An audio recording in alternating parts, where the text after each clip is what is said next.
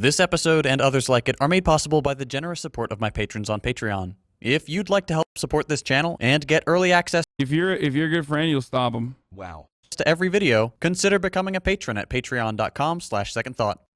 If you've turned on the news in the past few weeks, odds are you've seen plenty of coverage of the disastrous situation in Afghanistan. The current state of things has been a long time coming, and now that the longest war in US history is finally coming to a humiliating and long-predicted end, we can tally up the cost of this absurd, irresponsible conflict and assess what was gained, what was lost, and what the average American should take away from this latest episode in US imperialism.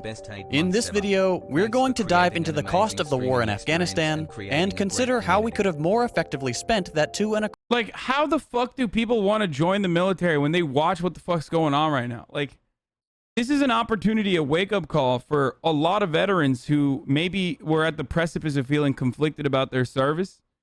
Like, how do you not see what's going on right now? Like, how do you not recognize that, like, you are dispensable, okay? You are irrelevant. You are just literally a fucking pawn, okay? It's just the truth. At least I'm telling you the honest to God reality. It's insane. Like, I get it. A lot of dudes join because their families are their military families, right? There's a lot of dudes who join because they want to go to college. But how do you not recognize that you are a simple cog, which everyone is in the grand scheme of things under a capitalist organization of the economy, but you're a simple cog in a machine that just churns out so much death and destruction. And you think you made big things? I mean, I think if roles were reversed, every single fucking person probably in this chat, but especially fucking military members, would rather sit on their ass and watch fucking YouTube videos and shoot the shit and make the same amount of money that I make. So that's like idiotic. What an idiotic fucking comparison.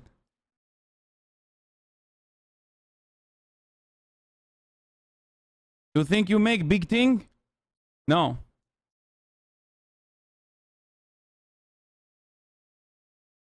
What if they don't what if they do recognize it and have no options? Ever think, bro, come on. No, I do recognize that. Bro, I know. I know people. Like, one of my best friends in college, it was a Marine vet, and he was the I forget what his fucking actual rank was, but like I think it was like the battalion that had Stinger missiles.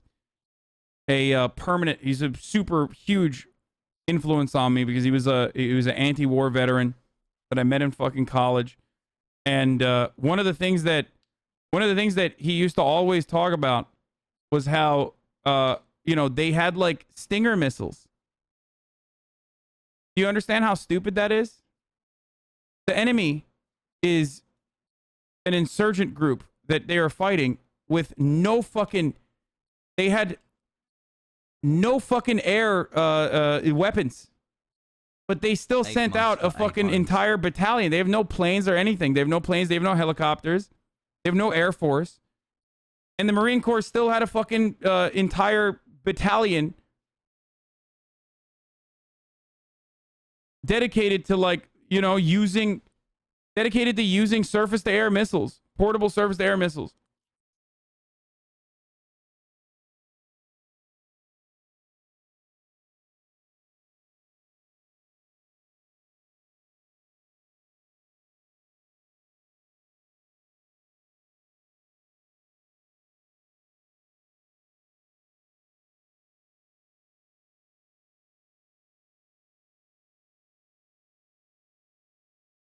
Yeah, wrong loadout, exactly.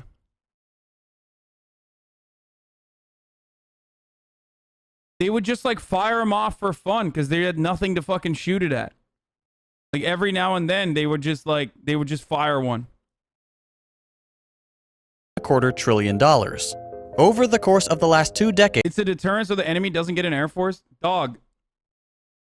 You think these motherfuckers living inside of caves were like, Allah willing, inshallah, we are going to get we're going to get fucking Chinook helicopters, but man, the Marine Corps, they have Stinger missiles. That's why we can't fucking do it. No, motherfucker. That's not. There's no deterrent. Like, they just had no opportunity. How the fuck were the Taliban gonna get a fucking F-16 and learn how to fly it? Well, now they have a Black Hawk helicopter. Only because we left them behind. And now they have our missiles too, actually. Decades, the world's largest, most well-funded military, under the direction of several different presidents, and with a budget exceeding $2 trillion, successfully achieved regime change from the Taliban to the Taliban. Congratulations, everyone. Mission accomplished. I'm obviously being sarcastic here, but it's important to note that in reality, the US mission was accomplished. The mission of pursuing an incredibly lucrative, prolonged conflict that maintained US dominance over a region far away from American citizens' everyday life. Over the entire two-decade period, the American public was reassured by military officials, White House spokespeople, and multiple US presidents that everything was going fine, that we were having a positive impact in Afghanistan. This, of course, was a lie. According to documents obtained under the Freedom of Information Act, elected officials and military leadership knew full well that our occupation of Afghanistan was not just ineffective, but incredibly damaging and counterproductive to the officially stated US goals in the region. Those goals being the usual spreading of freedom and democracy. Anyone who's been paying attention for the last, 100 years should understand by now that freedom and democracy are never the real aims of the United States.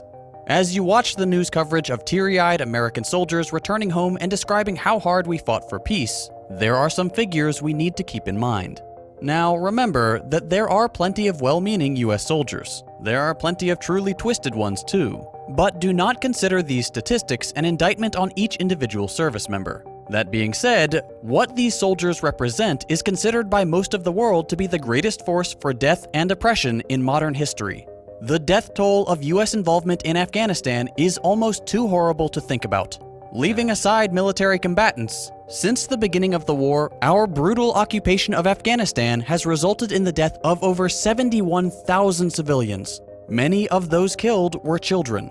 Between 2005 and 2019, the US was responsible for the killing or maiming of over 26,000 children. This is, of course, through, drone strikes and things like that. But then also on top of that, we have like direct murders of kids that either CIA-trained battalions like the 03 unit, which is now hailed by Vice and others as like the saviors that like the saviors of Afghanistan. And also by like direct JSOC operations as well. So pretty tight. That's an average of 5 children irreparably maimed or killed every day for 14 years. Between 2016 and 2020, a period of just 4 years out of the total 20, US airstrikes claimed the lives of over 2,000 civilians. It's part of Hobson's theory about capitalism needing to expand into imperialism. Let's fucking Hobson? go, baby. You mean Lenin, motherfucker? What do you mean? And severely wounded another 2,000. Of those casualties, a full 40% were children. And things haven't gotten better over time. In the first half of 2021, the UN documented a record number of women and children killed or wounded in Afghanistan. The sheer human cost of the war, leaving aside all the geopolitical and economic implications, is simply staggering. But to this day, despite all the evidence to the contrary, those in power continue to claim that the war was in the name of freedom, democracy, and stability. That is a lie, plain and simple. We need to recognize the war in Afghanistan for what it was, a massive transfer of wealth from the American people to the military-industrial complex, at tremendous cost of human life, both American and, to a much greater extent, Afghan. And since the war in Afghanistan accomplished nothing. Okay, that person was right. Hobson and British Imperialism is originally published in 1902. Nothing except that massive upward transfer of wealth, it's only reasonable to wonder, what if? What if we didn't spend that money to murder innocent people halfway around the world, and instead spent it to better the lives of people right here at home? What exactly did we miss out on? How could that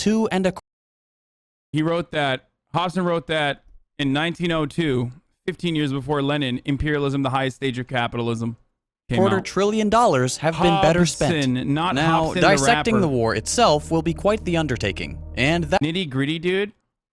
I mean, dude, that's like an actual difference between me and someone who's just like fucking doing agitprop, which is the like I correct my 18 mistakes. Months. You haven't acknowledged a sub since I made you laugh with my 3-month dono. That's the Can I get a difference. welcome to jungle That's a life, topic huh? that deserves its own Exit video. So for now, we're just going to focus on the cost. Let's look at some numbers. The war in Afghanistan, the longest armed conflict in US history, cost $2.26 trillion between 2001 and This is just the Afghanistan proportion. There's a Iraq one too.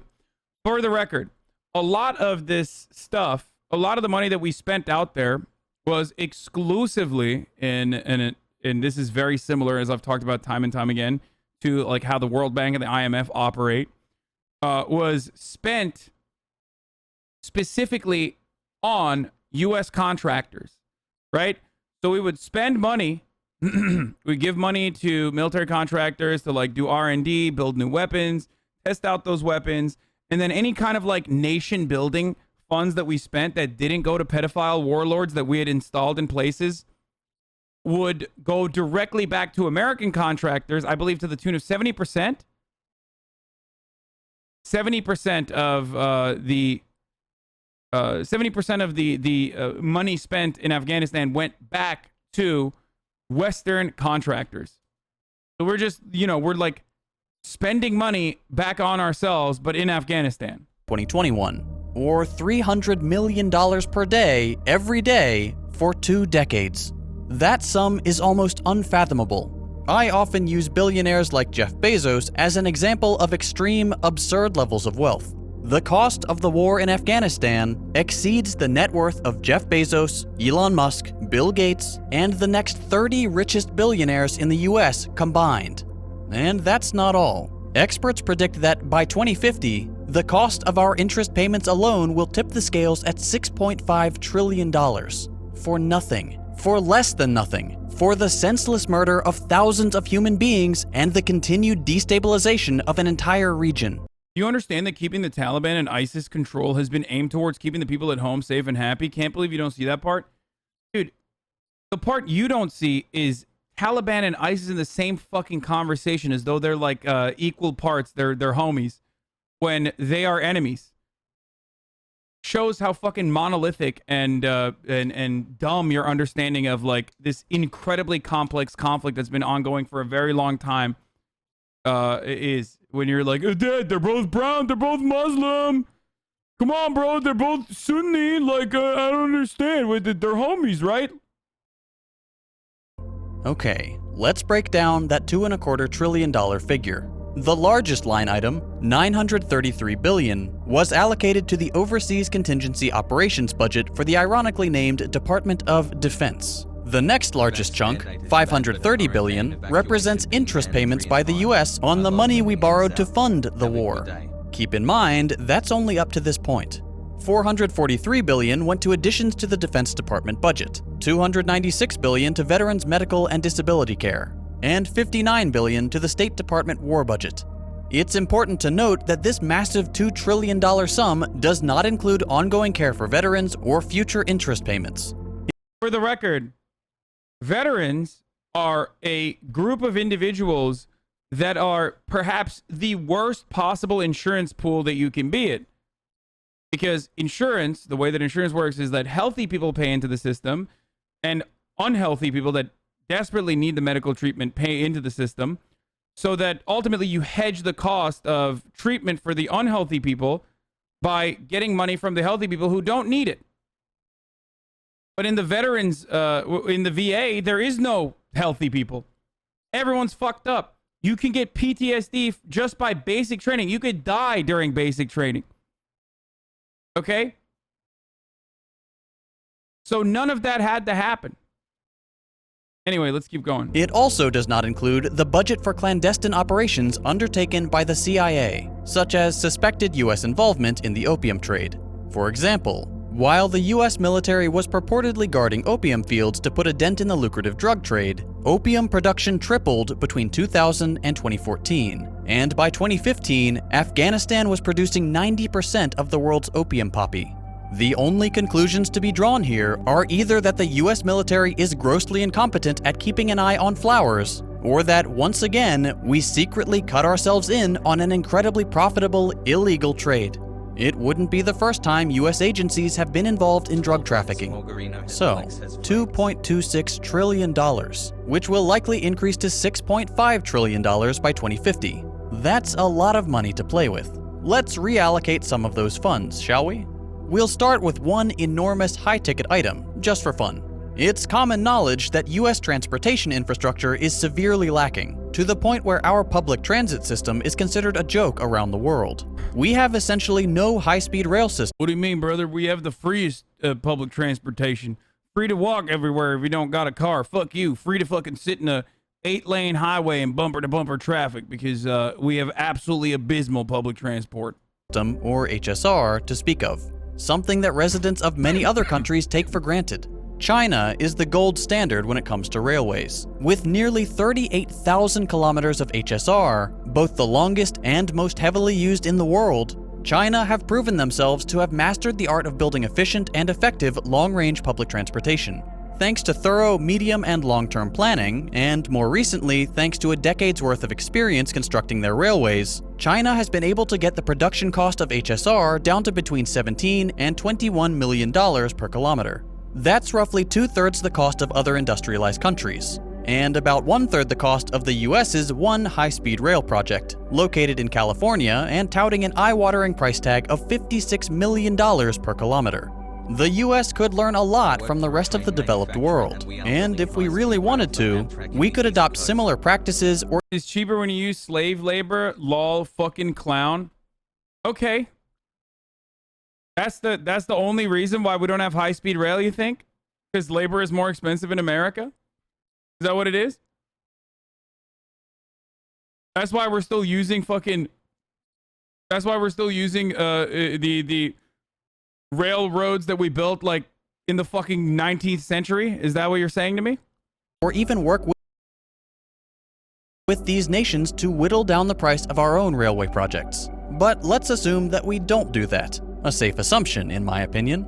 If US leadership one day blew a fuse and decided, you know what, nationwide high-speed rail, even at the $56 million per kilometer price, we could build the world's largest high-speed rail system with the Afghanistan war budget. Let's do some math.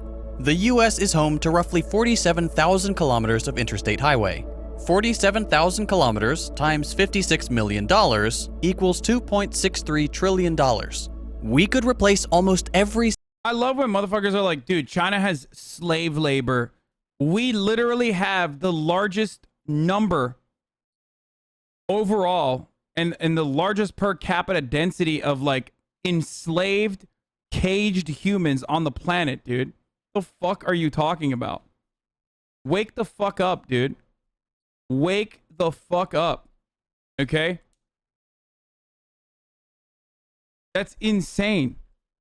We live in a country that was built on protecting slave labor in the interest of slavers. Woke. And we literally continued that. Jesus Christ. It's in our Constitution. It's in the 13th Amendment.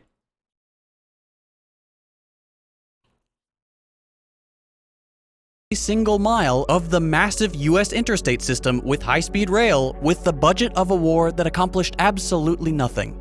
Of course, this is an extreme example. Replacing the entire interstate system with HSR would be quite the undertaking. But if you scale the project back a bit, we could very easily implement high-speed rail between many major US cities, thereby offering Americans a faster, safer, more sustainable way to travel around the country. It would completely change the way the country operates and significantly reduce— Like, where is the sense of patriotism that like hogs have when they see this shit? It's so funny, dude. I love when I hear like reactionary Republicans fucking lose their minds and just like immediately resort to like, well, China has slave wages. It's cheaper to build stuff in China. That's why. It's like, dude, you are literally coping. Okay? Like, why are you getting so defensive? Is it because perhaps you recognize how cucked we are and how fucking terrible we are. We're the wealthiest nation on earth. We can't even fucking have like adequate public transportation. Immediately. It's the same concept. It's the same exact fucking concept with COVID and like China's COVID reaction and response. Oh, those numbers are fake, dude. Those numbers are fake. They didn't actually. They killed so many people. So many people died of COVID in China, actually. It's like, no, they didn't. They shut that shit down. Just like they shut that shit down in Australia, New Zealand, South Korea, Vietnam, numerous other countries that dealt with COVID a lot better than we did. It's not just China. Other countries have been able to build adequate high-speed rails as well, high-speed railways as well. Japan is a great example of this. Meanwhile, you got fucking dummy hogs like, we need to build more border wall, brother.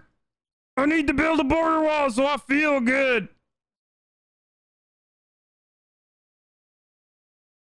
So stupid. China wasn't reporting COVID numbers with testing like we were, though. Dude, you are still on this, dude. You are still on this. Build a fucking bridge and get over it, okay? They fucking own that shit. They did. It's been a whole year, bro. You're still lying to yourself. There are certain key performance indicators that you literally cannot fucking cheat on, okay? And if you look at the Chinese economy recovery, it was significantly faster than they were like almost 6 months ahead of us in every facet. So shut the fuck up. Remember, people would be like, oh, actually, like people are buying an additional amount of urns so they can put like the recently dead Chinese relatives in them, and like there was so much like psychotic shit. Has rant. If you want to feel patriotic about America, at least feel patriotic in an, I don't know, appropriate way. I mean, I personally don't give a shit about that sort of stuff, but like, you know, feel embarrassed that like we can't do anything because we're too busy fighting dumbass wars over and over again.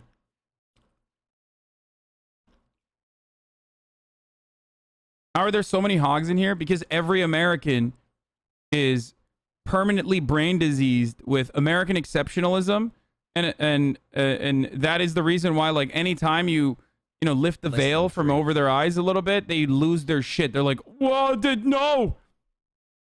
You'll probably find yourself, when I talk like this, you probably find yourself immediately being like, "Wait, hold on, I don't agree with that. No, we are actually a lot better than China. We are so much better than China."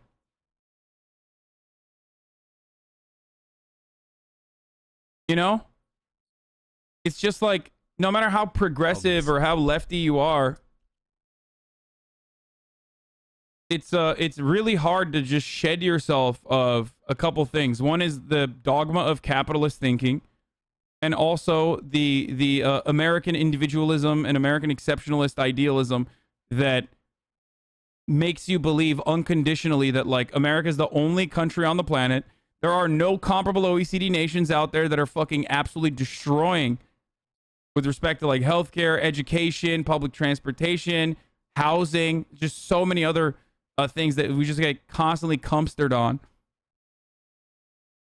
Gun control, like reasonable gun control. All we have is just a sense of pride for no fucking reason. If you have a sense of pride, at least like use that as a motivator for like good things that help all Americans.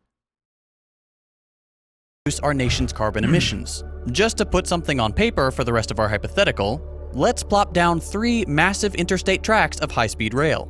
Dallas to New York City at 2,490 kilometers, Dallas to LA at 2,311, and DC to Seattle at 4,443, for a total of 9,244 kilometers. These 3 lines, with stops along the way, would make a huge difference when it comes to traveling cross-country or between states, and would come with a price tag of approximately $517.6 billion.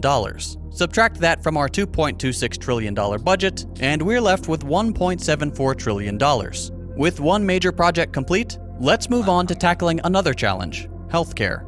It's not uncommon to see Americans saddled with tens or even hundreds of thousands of dollars of medical debt. We have the most expensive healthcare in the world by far. On average, our per capita expenditure on healthcare is $11,000, twice the comparable country average. You'd think we'd get excellent care for that premium. Nope. But no. Among our peer nations, our healthcare metrics are objectively worse in most categories. Among these categories are critical factors like infant mortality and life expectancy at birth. To make matters worse, we're the only developed nation that doesn't provide universal healthcare to our citizens. So, in other wealthy nations, and even in many less developed ones, you can walk into a doctor's office or hospital, receive treatment, and walk out without paying a cent. That's all taken care of by reasonable taxes. In the US, we still pay taxes, but that money goes to things like bombs and overthrowing democratically elected governments in the global south. Instead of having our healthcare guaranteed to all, we instead have to shoulder tremendously expensive medical bills, even if we have supposedly good employer-provided healthcare. If you don't have health insurance, good luck. There's a reason so many Americans choose not to get the care they need. It's because they simply can't afford it. Okay, by this point, everyone should know that the US healthcare system is objectively terrible. It would make a whole lot more sense to do what all the other wealthy countries do and implement a universal healthcare system. What's it gonna cost?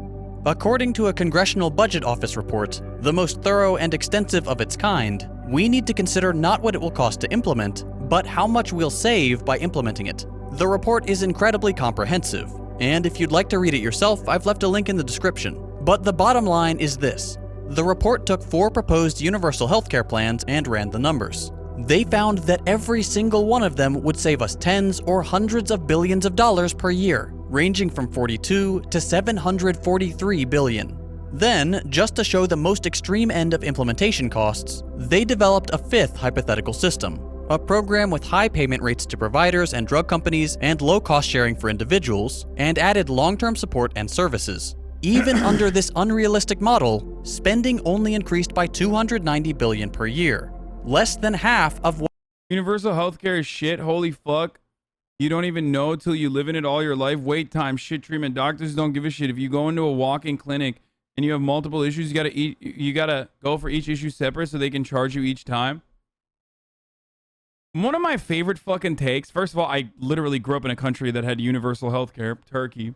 But one of my favorite things is when chatters will literally describe like the American economic system from an anecdotal point of view, but still like they'll just be like, oh man, the fucking healthcare is so shit when there's free healthcare. And it's like they're just describing what's going on in America. The main difference between the American healthcare system and others is obviously the insane prices, but also that like hospitals are like hotels, okay? They are. That's the big difference. The gigantic difference between American healthcare and other countries that have been able to offer some form of socialized medicine is that our hospitals are nicer, and that's fucking it.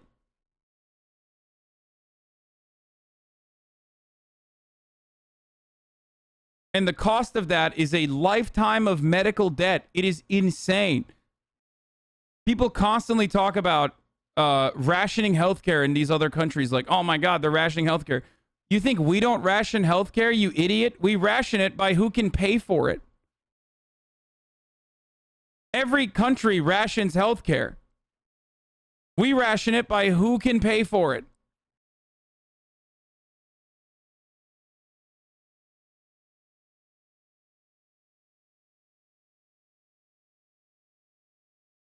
what we spend on death and destruction every year. Of course, no one is suggesting we implement this needlessly expensive approach. But just for the sake of this hypothetical, let's say we did adopt the unreasonably expensive model. If we take that number, plus the 517.6 billion for our shiny new high-speed rail system, and subtract that from our Afghanistan war budget, that still leaves us with $1.45 trillion. At this point, you're probably thinking, wow, okay, we've solved two of the biggest problems facing the US and we've only spent a third of our budget. And remember, modern public transportation and universal healthcare are always cast as too expensive and infeasible. And if you were the same streamer in China right now and talk shit about their government, they would put you away like Jack Ma. Yeah, I understand that the Chinese, free speech restrictions are severe. That's not a lie. That is the truth. They have a significantly more authoritarian way of dealing with speech in their country. Certainly. Except, who gives a fuck about that when you don't have health care, you dumb fuck? Like, you are doing the same thing. You are coping.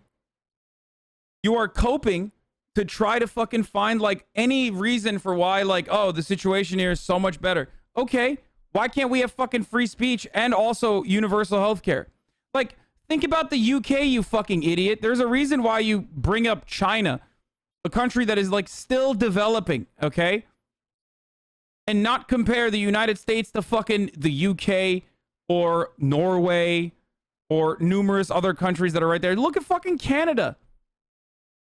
Although the Canadian healthcare system has its own neoliberalism caused issues, it's still better.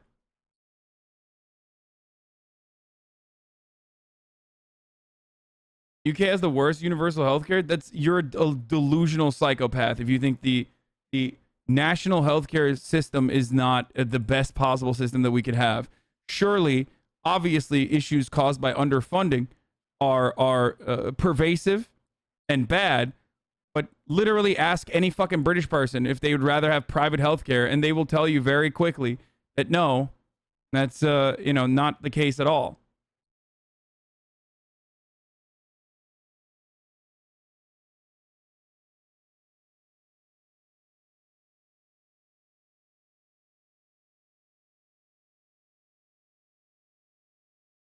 The doctors per capita conversation is silly too in America, especially when you look at like rural areas and shit where hospitals are shutting down.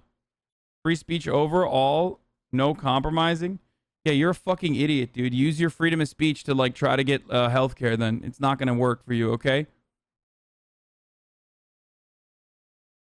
It's not, these aren't mutually, these aren't concepts that come along with one another. Like there is no like allotment like, oh, well, you can't have free speech and free healthcare. I already gave you examples of comparable OECD nations where you have similar free speech laws, okay, and free speech protections, while you have free healthcare on top of that. So shut the fuck up. It's the same exact dumbass concept of like, let's not compare the United States and gun violence in this country and gun fatalities in this country to like, I don't know, the UK or other European countries. Let's compare it to fucking El Salvador. Thank you for educating and opening. Let's compare it to Brazil. Happy 9 months. Like, why? Why are you doing that?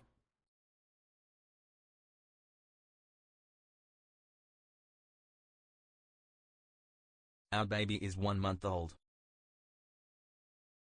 Why are we comparing ourselves to countries that we have fucked up? Okay. And yet, US leadership dumped far more money into a war they knew wasn't effective. It's almost like those in power don't actually care about improving the lives of their people, but rather about enriching themselves and their corporate donors at the expense of human life around the world. Let's continue. The US faces a pretty severe homelessness crisis, which will only get worse as the coming waves of evictions rip through the country. According to one government report, it would cost $20 billion to end homelessness for good. Not so many veterans too, by the way, that are homeless, but you know, we love our veterans, don't we? $20 billion per year, a one-time investment of $20 billion. We could end homelessness permanently for $20 billion, an amount that barely registers against the Afghanistan war budget. According to UN reports, the conditions in Skid Row, okay, in Los Angeles, are worse than the conditions in a Syrian refugee camp in Greece, okay? So just remember that. Same as the conditions in West Virginia. An independent commission found that the conditions in West Virginia for the average working class individual is similar to the conditions of someone living in a developing nation. So just remind yourself of that reality when we talk about any of these issues, like that America's number one and America's the best. The fact that we have so many people without the basic necessity of shelter is a national embarrassment, and is in direct contrast to the myth that the US is the greatest nation on earth. If we can't even provide for the most basic needs of our people, what good are we? Frankly, we should put an end to homelessness simply because it's the right thing to do. But since this is America we're talking about, a one-time investment of $20 billion will save us money in the long run. The federal government spends just shy of $3 billion per year on funding programs that address homelessness. A little quick math should tell you that a one-time investment would pay for itself in just 7 years. That's just good business sense. There is absolutely no reason we couldn't end homelessness this year. It would just require a shifting of our priorities, away from violence and oppression abroad, and towards decency and compassion at home. Okay, we've solved public transportation, healthcare, and homelessness, and we still have $1.43 trillion left. Get the picture yet? It is incredibly difficult to spend this much money, even when tackling very expensive challenges like the ones we... Here's the UN poverty report that Chatter was saying. I don't believe the West Virginia one. The UN poverty report finds shocking inequality in world's richest nation. The United Nations has published a report on poverty in the U.S. based on a fact-finding tour that included parts of the Ohio Valley.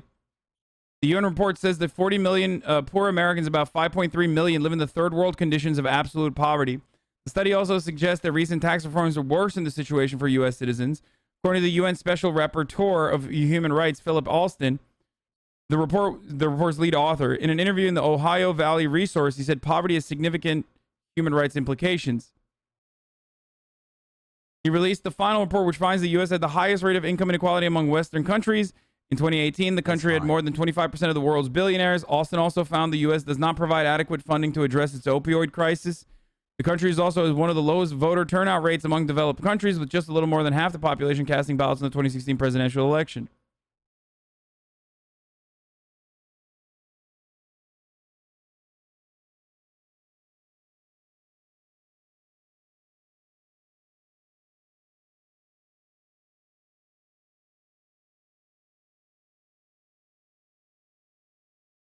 But hey, dude, if you're poor, just fucking join the military and get blasted.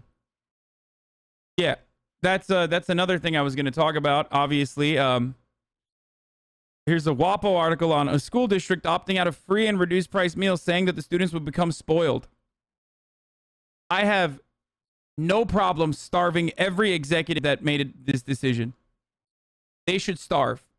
Every executive that decided that...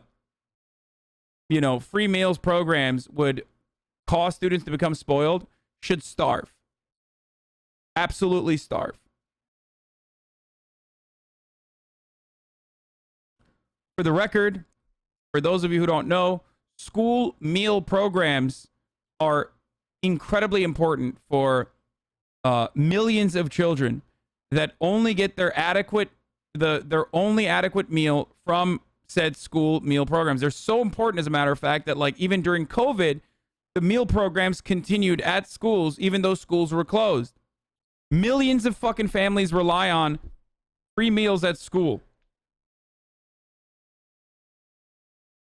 That's how sad the situation is, by the way, in this country, that like our dog shit school meals, our dog shit free school meals are in some instances the most nutritious meal that a child will have.